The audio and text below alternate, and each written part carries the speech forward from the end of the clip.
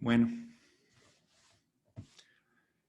como pueden ver, Germancito no nos está acompañando hoy. Germán, que ha sido una pieza fundamental en este estudio. Y ya, deme un segundo. Yo veo que mira, no sé yo. Tengo que mandarle el link a una persona que me lo está pidiendo.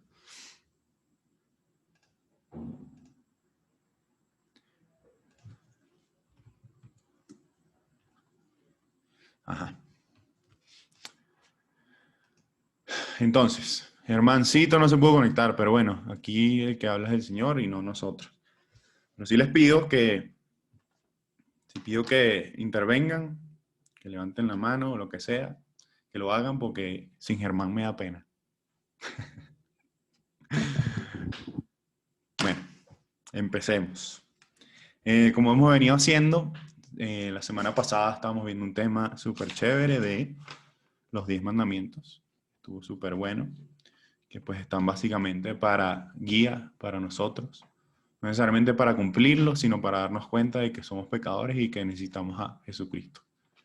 Amén. Y la semana antes de eso dijimos que íbamos a estar leyendo un capítulo y luego un tema específico, capítulo, tema, así. Y hace 2 semanas leímos Lucas 12. Ahí veo a mi madre bonita, te mando un saludo. Y leímos ya a mi papá, la mano de mi papá. Lucas 12 leímos, entonces y yo decía, bueno, Dios mío, ¿de qué vamos a hablar hoy? ¿Qué capítulo vamos a leer hoy? Y bueno, cayó Lucas 13, vamos a seguir leyendo lo que veníamos haciendo. Entonces si tienen su Biblia allí, abranla en Lucas 13. Pedimos al Señor que nos guíe. Amén. En Lucas 12 veíamos varias cosas chéveres. Decíamos no, decía Jesucristo, ¿a quién se debe temer? Que pues no se debe temer a nadie en la tierra, sino a Dios, al Padre. Que no deberíamos confiar en las cosas terrenales, ni dejar que estas cosas nos traigan ansiedad ni afán, porque el Señor cubre y guarda a la naturaleza. Y si Dios que hizo toda la naturaleza y conoce el número de cabellos que tenemos, porque tenemos que preocuparnos, que tenemos que vigilar, mantenernos vigilantes, no pecar, intentar no pecar, y si pecamos, pues buscar arrepentimiento. Y pues precisamente con eso es que empieza Lucas 13. Entonces vamos a leerlo. Bueno, ya me imagino que todos estamos allí, vamos a empezar a leer. Aquí está también igualmente Jesucristo hablando a la multitud, y entre ellos estaban sus discípulos, habían fariseos y pues, todo tipo de gente. Y bueno, empieza. Dice, arrepentidos o perecéis. Un segundo.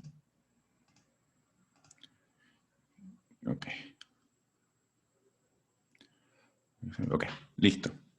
Y dice en el versículo 1, la versión Reina Valera 1960. En este tiempo estaban allí algunos que le contaban acerca de los galileos cuya sangre Pilato había mezclado con los sacrificios de ellos. Respondiendo Jesús, les dijo, ¿pensáis que estos galileos, porque padecieron tales cosas, eran más pecadores que todos los galileos? Os digo, no. Antes, si no os arrepentís, todos pereceréis igualmente. O aquellos 18 sobre los cuales cayó la torre en Siloé y los mató, ¿pensáis que eran más culpables que todos los hombres que habitan en Jerusalén?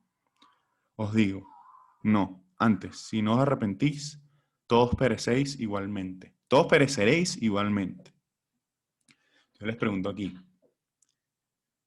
obviamente está hablando del arrepentimiento. Si no nos arrepentimos, pues pereceremos todos. Pero ¿qué otro mensaje está dando el Señor Jesucristo acá? Les pregunto a ustedes. Está un poquito confuso. Empieza el capítulo como con una cosa súper rara. Dice, en este tiempo estaban allí algunos que le contaban acerca de los galileos cuya sangre Pilato había mezclado con los sacrificios de ellos.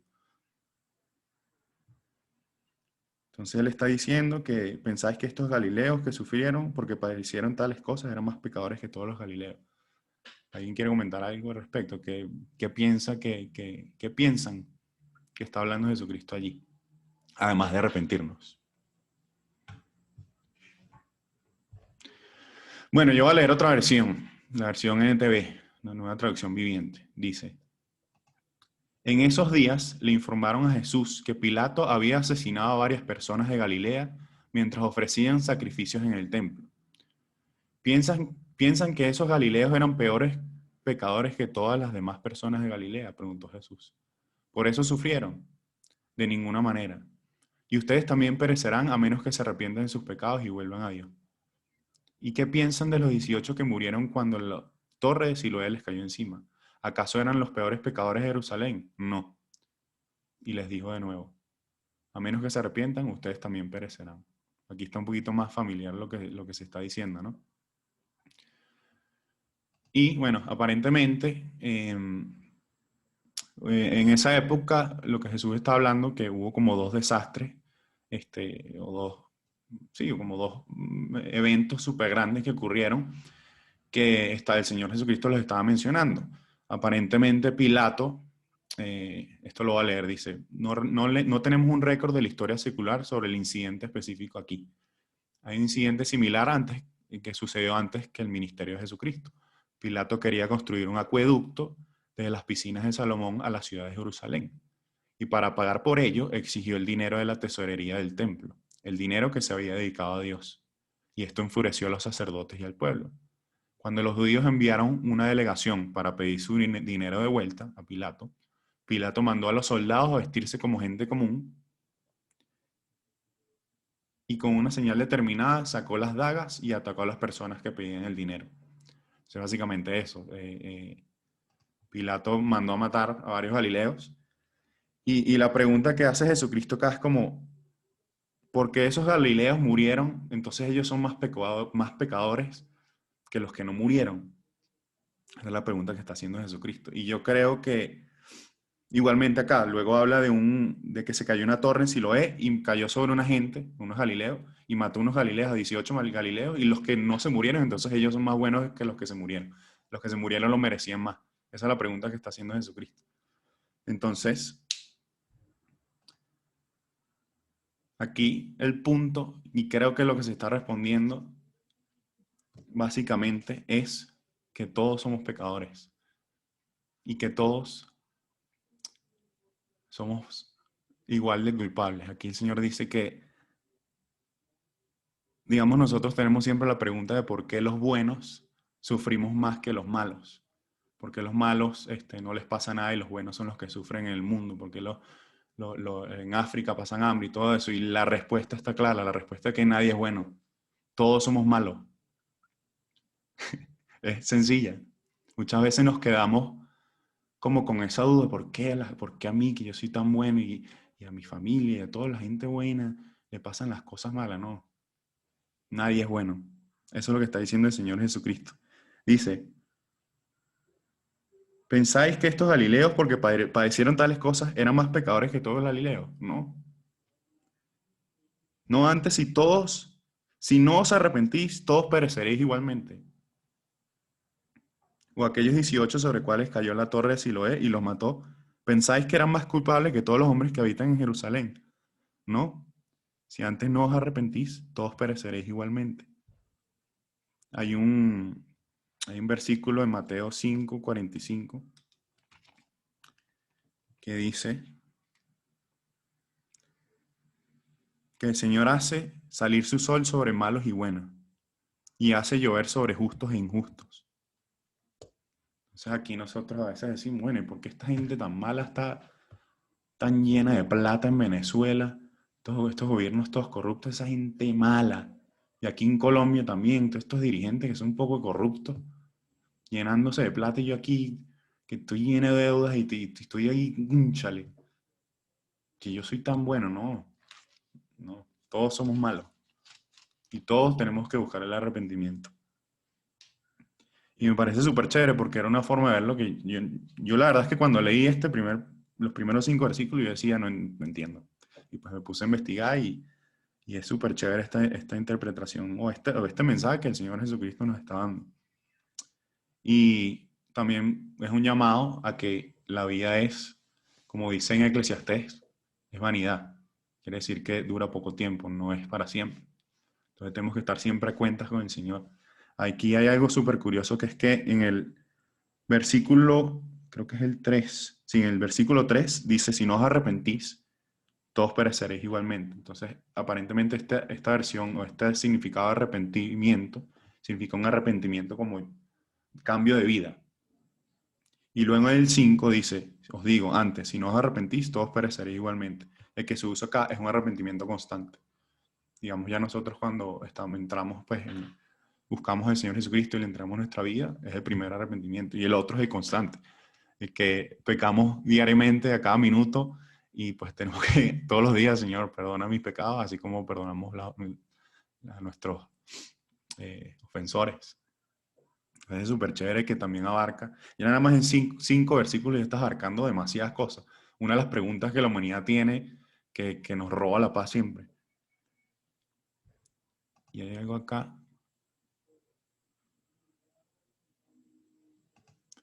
Sí, bueno, aquí tengo un escrito que es súper chévere, que es de Charles Spurgeon, que era un pastor del siglo pasado, o hace 2 siglos, no estoy seguro.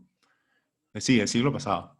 Y dice, es verdad, el hombre malvado a veces cae muerto en la calle, pero no ha caído muerto el mismo ministro en el púlpito. Es cierto que un barco de placer, en la cual los hombres buscaban su propio placer en el domingo, se ha ido de repente hacia abajo, pero no es igualmente cierto que un buque que contenía a ninguno, pero solo hombres piadosos que se dirigían a una excursión a predicar el evangelio, se ha reducido también. Entonces no busquemos esas excusas de que a los buenos les pasan cosas malas y a los malos, no. El Señor hace nacer el sol sobre todo y da bendiciones a los buenos y a los malos. El punto es buscar al Señor, arrepentirnos y estar a cuentas con Él. Amén. Sigamos. Forma poderosa de continuar lo que está diciendo el Señor Jesús aquí. Luego sigue con la parábola de la higuera estéril, que pues también va de la mano con esto. Tenemos que estar en el constante arrepentimiento y a la vez dar fruto, que es el mensaje de este pedazo de la palabra. En el versículo 6 dice, dijo también esta parábola. Tenía un hombre una higuera plantada en su viña y vino a buscar fruto en ella y no lo halló. Y dijo al viñador, he aquí hace 3 años que vengo a buscar fruto en esta higuera y no lo halló. Córtala, ¿para qué? Inutiliza también la tierra. Él entonces respondiendo le dijo, Señor, déjala todavía este año hasta que yo cabe alrededor de ella y la abone. Y si diere fruto, bien, y si no, la cortarás después. ¿Qué fruto nos está pidiendo el Señor acá? A ver si alguien se atreve a hablar.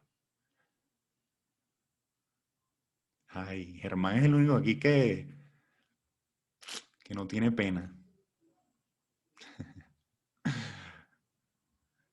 No sé si mi mamá iba a decir algo. ¿Está ahí señalando? No, ok.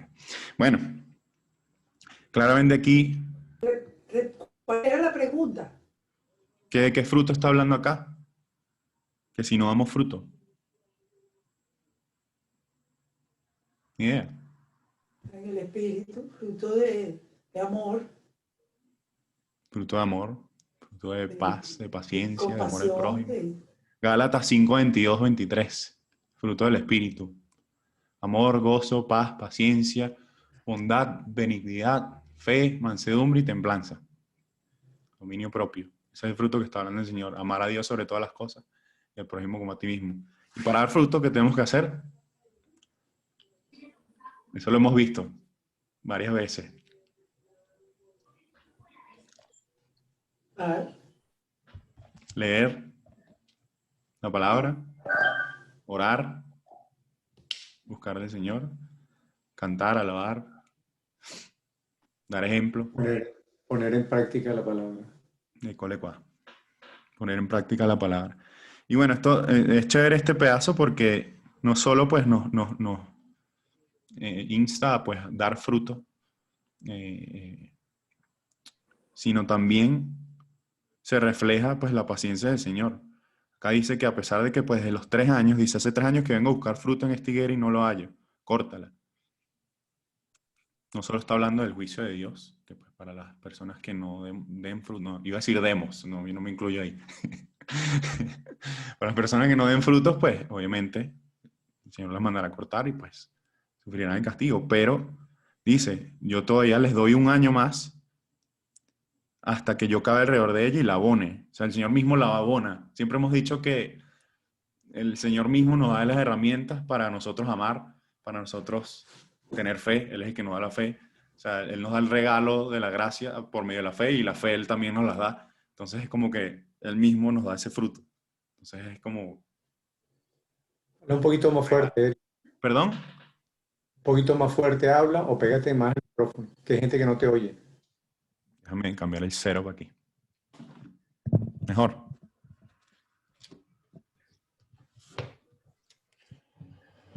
Listo. Me perdí. Ok. Él mismo nos da el fruto. Nos da la capacidad de amar, nos da la capacidad de tener paciencia. Es el Espíritu Santo dándonosla. Y pues también se demuestra la paciencia que tiene el Señor y el amor, su misericordia. Aquí está diciendo que Él mismo nos dará un año más, o le dio un año más, pues en ese caso, a que la higuera pues se la abonara y se diera todo eso. Y pues si diere fruto, bien. Es como una segunda oportunidad que nos da el Señor, que va de la mano con su misericordia, con que Él siempre nos perdonará si venimos con corazón arrepentido, como venía diciendo anteriormente. Y pues si a nosotros nos insta a perdonar a nuestro prójimo hasta 7 veces al día, ¿cómo no lo va a hacer Él? Amén. Entonces tenemos esa segunda parte que habla pues del juicio de Dios, de su paciencia y su amor, su misericordia, su gracia y de dar frutos. Que tenemos que dar frutos diariamente en nuestra vida. Y sabemos que pues dar frutos no necesariamente es, siempre lo hemos dicho, salir y predicar el evangelio en la calle, que sí, eso es dar fruto, pero más en nuestro día a día, con nuestros hermanos. Y le dice amarás a tu prójimo, tu prójimo es la persona con la que haces tu día a día. Entonces ahí es donde debemos dar fruto. Amén. Luego, seguimos con Lucas 13, versículo 10. Jesús sana a una mujer en el día de reposo. Enseñaba a Jesús en una sinagoga en el día de reposo. Y había allí una mujer que desde hacía 18 días tenía espíritu de enfermedad y andaba 18 encorvada. años. ¿Perdón? 18 años. Hace 18 años, sí. Que tenía espíritu de enfermedad y andaba encorvada y en ninguna manera podía enderezar. Ajá. Dame un segundo. Ok. Luego en el versículo 12. Cuando Jesús la vio y la llamó, le dijo, mujer, eres libre de tu enfermedad. Y puso las manos sobre ellas y ella se enderezó luego y glorificaba a Dios. Pero el principal de la sinagoga, enojado de que Jesús hubiese sanado en el día de reposo, dijo a la gente, 6 días hay en que se debe trabajar. En estos, pues, venid y sed sanados, y no en día de reposo. Entonces el Señor le respondió y dijo, hipócrita, cada uno de vosotros no desata en el día de reposo su buey o su asno del pesebre y lo lleva a beber. Y a esta hija de Abraham que Satanás había atado 18 años, ¿no se le debía desatar esta ligadura en el día de reposo? A decir él estas cosas se avergonzaban todos sus adversarios, pero todo el pueblo se regocijaba por las cosas gloriosas hechas por él. Bueno, aquí lo que más resalta es la compasión de Jesús. La compasión de Jesús, el poder que tiene Jesucristo para sanar a esta persona. Y pues también que el Señor usa nuestra habilidad, en este caso la enfermedad de esa mujer para su gloria. Vemos que primero se avergonzaron sus adversarios y luego todo el pueblo se regocijaba por las cosas gloriosas que hacía. Pero les pregunto, ¿quién era la persona que más, acá no lo dice, pero imagínense esa mujer que tenía 18 años, yo no sé si dije días, años, 18 años, con ese espíritu de enfermedad, andaba encorvada y de ninguna manera se podía enderezar. Acá voy a leer otra cosa de Charles Spurgeon que dice, durante 18 años ella no había mirado el sol. Durante 18 años ninguna estrella de la noche se había alegrado de su ojo. Su rostro fue dibujado hacia abajo, hacia el polvo, y toda la luz de su vida estaba en penumbra. Caminaba como si estuviera en la búsqueda de una tumba, y no dudo que a menudo sentía que hubiera sido la alegría de haber encontrado una. O sea, una mujer que ya había, o sea, imagínense estar en eso. Probablemente, como dice Charles Spurgeon, se quería morir.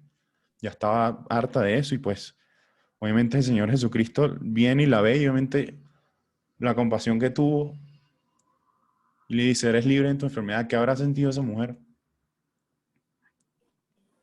Ahí no lo dice, pero probablemente lloró de alegría, de que no podía creer lo que estaba pasando y que por fin después de 18 años Jesucristo vino y pues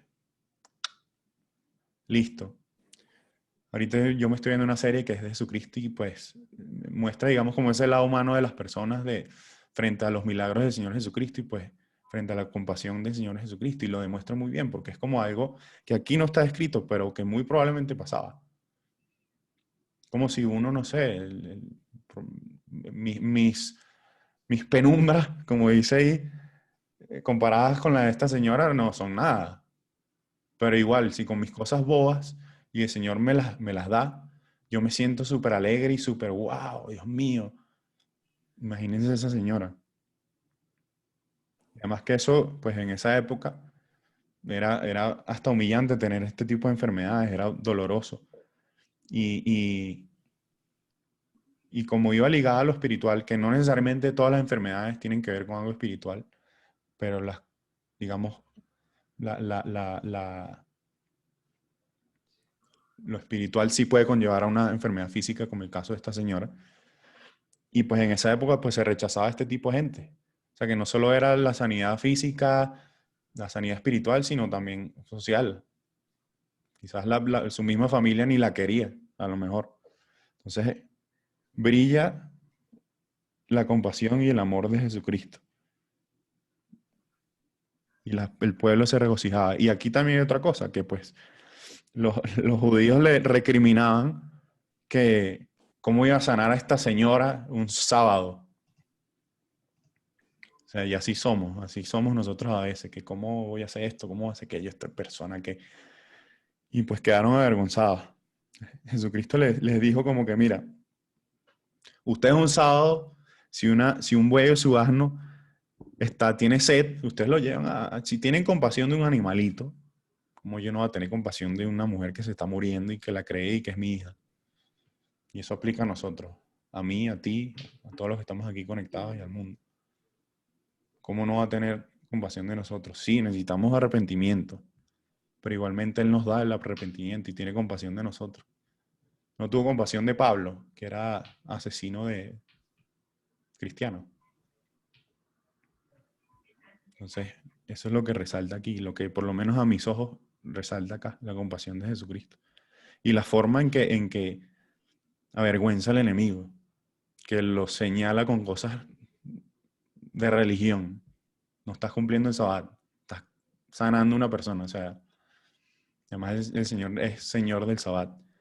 Y luego en otro versículo también dice que, algo así como que voy a dejar de hacer el bien porque es sabbat. No, obviamente no. Pero bueno, como siempre hemos dicho, de leer la Biblia es como que suficiente. Uno no tiene que agregar nada, es como que hay demasiado material en las cosas que uno lee acá y es demasiado impresionante.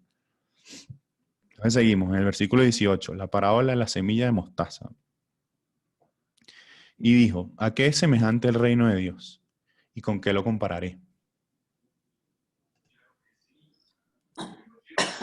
Es semejante al grano de mostaza que un hombre tomó y sembró en su huerto. Y creció y se hizo árbol grande. Y las aves del cielo anidaron en sus ramas. Luego la parábola de la levadura, que es similar. Y volvió a decir, ¿a qué compararé el reino de Dios? Es semejante a la levadura que una mujer tomó y escondió en 3 medidas de harina hasta que todo hubo fermentado. ¿Alguien sabe qué significa estas parábolas? Mari tiene la mano levantada. No sé si quería decir algo. ¿No? Bueno. ¿Alguien sabe qué significan estas parábolas? Germán. Ah, no, Germán no está, ¿verdad? Bueno, lo primero que viene a la mente es, obviamente, pues, el reino de Dios. Pues, cuando el Señor, tanto individualmente como colectivamente, cuando el Señor siembra la semilla, pues en un corazón como el nuestro, el Señor da los frutos y crecen. Él mismo pues da las herramientas para que nosotros amemos y para que nosotros demos el ejemplo y seamos luz en el mundo. El Señor dice que seamos luz. Aquí tengo una lamparita y yo no voy a poner la lámpara bajo la mesa. La lámpara se pone encima de la mesa para que dé luz. Entonces, por una parte es eso, nosotros brillar para que el reino de Dios vaya creciendo a medida que va creciendo within us, adentro de nosotros.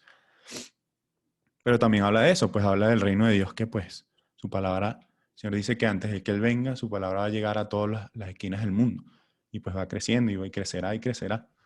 Pero aquí también pues investigando, también hay otra, digamos, bueno, antes de comentar eso, también es, pues, está la interpretación de que cuando uno tiene pues la fe del tamaño de grano de mostaza, pues la fe puede todo y podemos mover montañas y pues eso está descrito pues en toda la palabra. El Señor dice que pues el que cree, todo le será posible. Entonces eso también está incluido acá. Pero hay otra versión, interpretación, dice, voy a leer, es digno de notar que una semilla de mostaza, por naturaleza, no se convierte en un árbol, y mucho menos en un gran árbol. La semilla de mostaza pertenece a la línea de las coles y crece en forma herbácea, alcanzando una altura de los 30 y 80 centímetros. Con esto se nos deja claro que el cristianismo crece de manera sobrenatural, porque no está acostumbrado a crecer como un árbol gigante, y eso es lo que dice acá. Un árbol grande, dice. Bajo su techo hay tanto los verdaderos seguidores de Jesucristo, o sea, las ramas, como también muchos otros, o sea, las aves que hacen sus nidos, es decir, los cristianos nominales y los que aparentan serlo. Y pues también puede verse como me parece curioso, me parece interesante, que puede verse como una profecía de lo que está ocurriendo hoy en día. Los católicos, los cristianos, todos los tipos de cristianos, digamos, formamos la religión, entre comillas, más grande del mundo, y pues hay gente de todo el mundo. Pájaros que pues vienen y hacen sus nidos en este árbol gigante y pues estamos incluidos allí. Y me pareció súper chévere e interesante comentarla porque yo creo que también la gracia de Dios llega hasta esas personas. Y muchas veces nosotros por religiosidad excluimos personas del catolicismo, de los angélicos y ellos no son salvos porque ellos creen en esto y en lo otro, y yo creo que la gracia del Señor es mucho más grande que eso, con un corazón arrepentido, genuinamente arrepentido y que busca y que cree en Jesucristo. Basta. ¿Quién soy yo para decir que su gracia no cubre eso? Laura tiene la mano levantada. Hola. Hola. Eh, yo quería decir algo con respecto a eso y es que, digamos que yo siempre como que he interpretado esto de la semilla de mostaza un poco también con que no importa el tamaño, lo importante es que está. Entonces, la semilla de mostaza, me explicaban en algún momento, tiene el tamaño de como de la cabecita de un alfiler o algo así, o sea, es diminuta, o sea, no se ve prácticamente, o sea, no la cabecita redonda, sino las que son como planitas, o sea, muy chiquita la semilla de mostaza. Y cuando crece, crece inexplicablemente. Entonces, yo creo que no importa el tamaño de esa fe o de lo que esté sembrado, porque en realidad cuando uno da fruto, ahí es que se va a conocer. Incluso la Biblia dice, por sus frutos conocerán a las personas o por sus frutos los conocerán. Y creo que lo más importante es entender que está sembrada y que está ahí. Que en algún momento cuando uno empieza, obviamente, como, no sé, a leer la Biblia o ejercitar, digamos que el músculo espiritual, que es con la oración, eso va creciendo. Y creo que eso es lo más importante. Yo creo que también como entender que es progresivo y que Dios va ensanchando esa tierra como la oración de Jabez y ese territorio, esa fe. Amén. Buenísimo tu comentario, Laura. Muchas gracias. Bueno, y sí, como tú dices, digamos, viene de esa cosita pequeñita que está acostumbrado a crecer hasta un tamaño, pero crece más allá de eso, crece de manera sobrenatural a un tamaño sobrenatural respectivo a ese árbol. Entonces, es súper bonito como Dios, pues, es el mismo que se encarga de regar esas matas y pues de hacernos dar fruto. Es súper bonito. Bueno, seguimos. La puerta estrecha. Pasaba Jesús por ciudades y aldeas, enseñando y encaminándose a Jerusalén. Y alguien le dijo, Señor, ¿son pocos los que se salvan? Y él les dijo, esforzaos a entrar por la puerta angosta, porque os digo que muchos procurarán entrar y no podrán. Pues que el padre de familia se haya levantado y cerrado la puerta, estando fuera, empecéis a llamar a la puerta diciendo, Señor, ábrenos. Y él respondiendo os dirá, no sé de dónde sois. Entonces comenzaréis a decir, delante de ti, hemos comido y bebido, y en nuestras plazas enseñaste. Pero os dirá, os digo que no sé de dónde sois. Apartados de mí todos vosotros, hacedores de maldad. Allí será el llanto de crujir. Allí será el llanto de crujir de dientes. Cuando veáis a Abraham y a Isaac, a Jacob y a todos los profetas en el reino de Dios, y vosotros estáis excluidos. Porque vendrán del oriente y del occidente, del norte y del sur, y se sentarán a la mesa del reino de Dios. He aquí, hay postreros que serán primeros y primeros que serán postreros. Bueno, yo les pregunto, ¿es difícil el camino de Jesús? Bueno, sí, Eric, soy Uy, yo, Emirita, Emira, ¿cómo están todos? Dios los bendiga. Te voy a decir cristiano, sino que, bueno, están todas estas cuestiones de, bueno, yoga, es más a lo que yo veo cuando voy a estos estudios bíblicos y cuando estoy con ustedes. La madre de familia. uy, no se escucha muy bien, mira, está como cortado y... Uy, Puede actuar de alguna forma que Dios lo permita y que sea aceptable. También te he estado oyendo cortado, pero no interrumpir. Pero bueno, lo que te dije es, si el padre de familia no es cristiano, y yo con mi hijo, pues con mi Dani, con mi Alexander, y trato de darles esta sana doctrina de la Biblia y todo eso, pero él no respetarlo es una falta al Señor.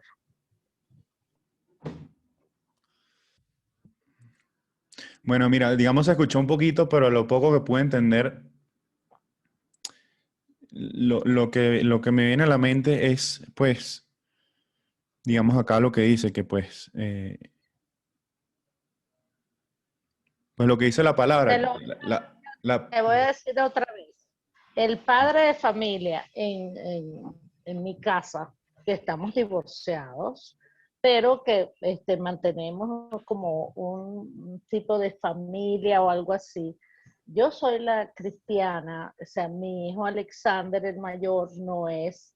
Y Dani, tú lo conoces, Dani es un angelito, por favor, él escucha todo esto que ustedes, cuando yo estoy contigo, él está aquí, cuando estamos con Igor, él está ahí, él le encanta eso. Pero si el padre de familia no es cristiano, si la mamá, ah, ¿cómo te digo? Agarra la rienda de hacer todo esto por el cristianismo, está bien. mira, a mí me vienen a la mente dos palabras. Una, la promesa del Señor de que tú y tu familia serán salvos. Pues tú crees y pues ya por ende tu familia será salva.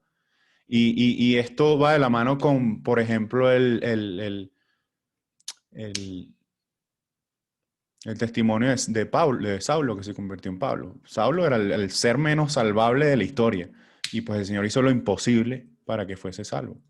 Lo imposible a los ojos humanos. Pues se le apareció y cambió su vida de un segundo a otro. Porque se dirigía a buscar cristianos y matarlos. Eso por un lado. Y por otro, sé que Pablo también menciona en una parte de la palabra, creo que es en Corintios, no estoy seguro dónde, de que, pues en el caso de que una persona esté casada con alguien que no sea cristiano, esa persona cristiana, esa persona que cree en Jesucristo, santifica a esa otra persona. Y también pues entra esa misma promesa de que será salvo por medio pues, de la promesa y de la creencia que tiene la pareja que cree en el Señor. Y eventualmente ocurrirá. Nosotros a veces nos llenamos de angustia y, ay, mi familia, mi primo, mi tío, que no sé qué, y no es en nuestro tiempo, sino en su tiempo. Fíjate en el que crucificaron al lado de Jesucristo. En el último momento de su vida fue salvo. Siempre fue salvo, pero fue hecho para que en su último momento se arrepintiera y eso es enough, es suficiente. Entonces, sí, nosotros leemos esto y sí, es difícil a los ojos del mundo, a los ojos, a nuestros ojos es difícil, pues el mundo también ofrece muchas cosas y la mayoría del mundo está metido en eso, en pecado, y nosotros también pecamos y es lo normal, o sea, es lo natural entre comillas. Que sí, dedicarse al Señor es difícil, leer la palabra es difícil. A veces me da fastidio. No, Oye, ¿perdón? no, bueno, no es difícil, pero sí, yo sí soy de las que creo que todo lo que pasa es la voluntad del Claro, Señor. Entonces, cuando pasan cosas como lo que está pasando, el COVID, y de repente aquí, por lo menos en Caracas, unos aguaceros espantosos, unas cosas horribles que le pasan hasta a mis compañeros de trabajo que llegan, o sea, salen a las 3:30 de la tarde, llegan a su casa a las 9:30, 10 de la noche. Es horrible. Y yo digo, bueno, Señor, te doy gracias porque no estoy pasando yo por eso, pero porque vivo muy cerca de mi trabajo. Pero estos compañeros, Señor, y que sé que ven en ti y todo, sí, como tú dices, pues les pasan, ¿por qué le pasa a la gente buena cosas tan malas? Bueno, es la voluntad del Señor.